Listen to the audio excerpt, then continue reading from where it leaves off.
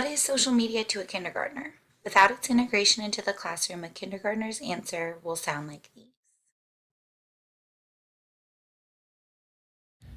What is social media?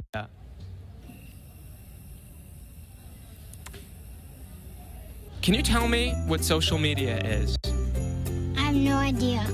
What is social media? I like Star Wars. That's great. Thanks for answering the question.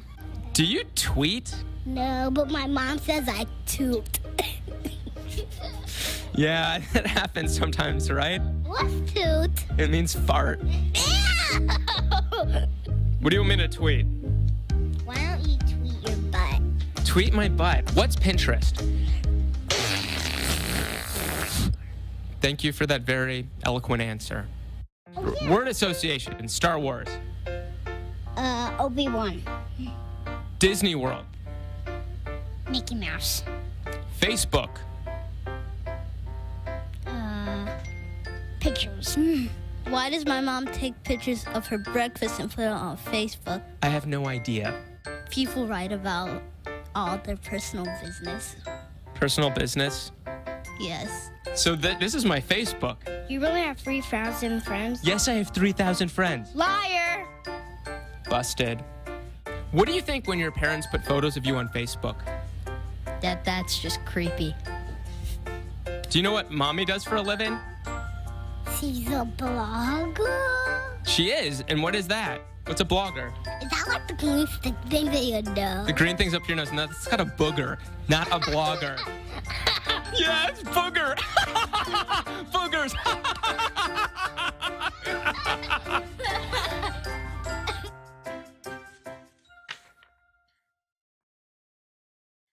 In the world they know, social media means taking and sharing pictures as well as making and having friends. When taught paralleled by digital citizenship, social media can mean so much more to a kindergartner. It can be a way to create connections that simultaneously learn from one another through first and foremost awareness, an awareness of the much larger world that exists outside of their family, friends, and school. Social media can mean an awareness of what life is and what it entails for people globally.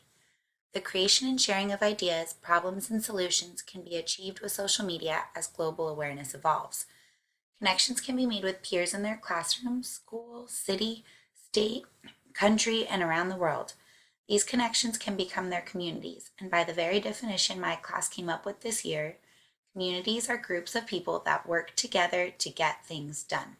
Kindergartners can become community observers, participants, and even helpers through social media by using tools such as Twitter, Instagram, Facebook, Pinterest, and blogs, and creating whole class accounts to find, share, and pose questions, ideas, problems, and solutions. The way in which they share what they would like to pose to their communities can be made through endless platforms such as Padlet, Bunsy, Google Slides, Google Docs, and YouTube. Social media can bring the world to kindergartners and can bring the world the incredible, innocent, compassionate, loving, humorous, and often very effective ideas and solutions of kindergarten students. They are our future and should be an integral part of our now. Social media is defined by Google as websites and applications that enable users to create and share content or to participate in social networking. I interviewed 5 of my 2nd and 3rd graders on social media, and here's what they came up with. First, I asked them, do you know what social media is, and what is it? One of my students said, yes, like Facebook. A lot of teenagers use it, I think. Another said, yes, like a texting app. One student said no. The 4th responded, yeah, it's like you put your whole life on it, like Snapchat, Instagram, stuff like that. And the last student interviewed said, yes, like the internet with a bunch of people, a lot of people around the world, like Facebook and Instagram. Next, I asked them, what do you think people use it for? The first response was to talk to friends far away. Another student said, you can do pictures and send it to your friends and get friends, and texting. And the final student said, people use social media for trying to make a relationship, trying to make friends, and to show off. Next, I asked the students, do you think you could use it for learning, and how? The first student responded, kinda, like Seesaw, you can do your work on the computer or tablet. Another said, maybe don't use it too much because devices can make your brain think things that aren't true, like fake websites. One thought for a second and then said, I mean, if you put math stuff on it, you probably can.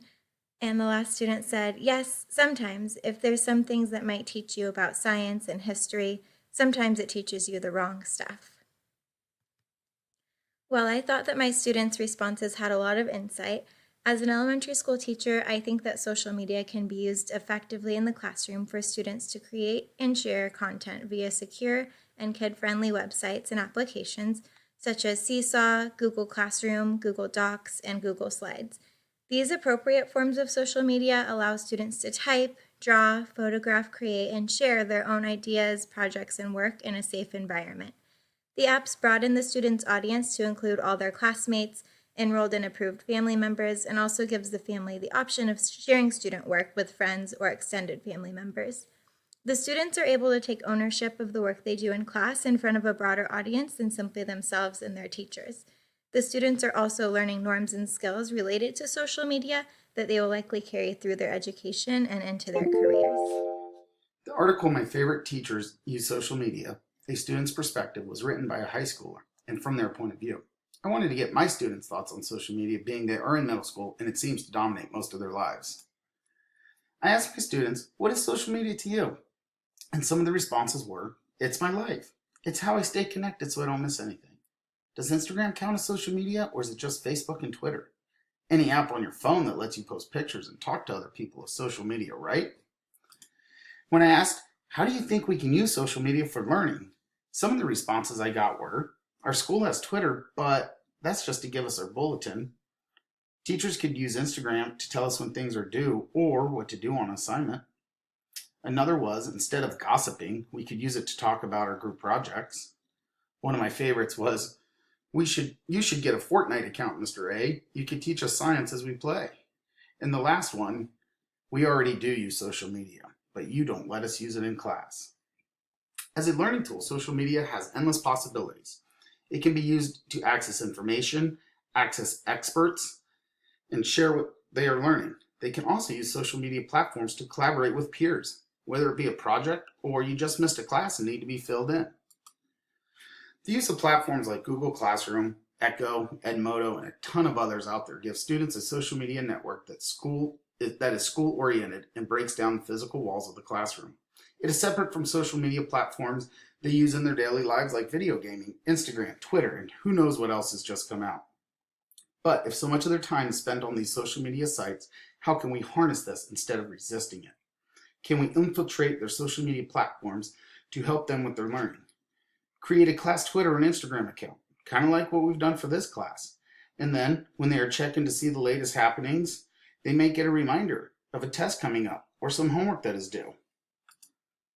Having said all this about the possible benefits of using social media in the classroom, you can't ignore the need for explicitly teaching digital citizenship. Teachers also need professional development on how to use social media as a tool, not just learning how to operate it.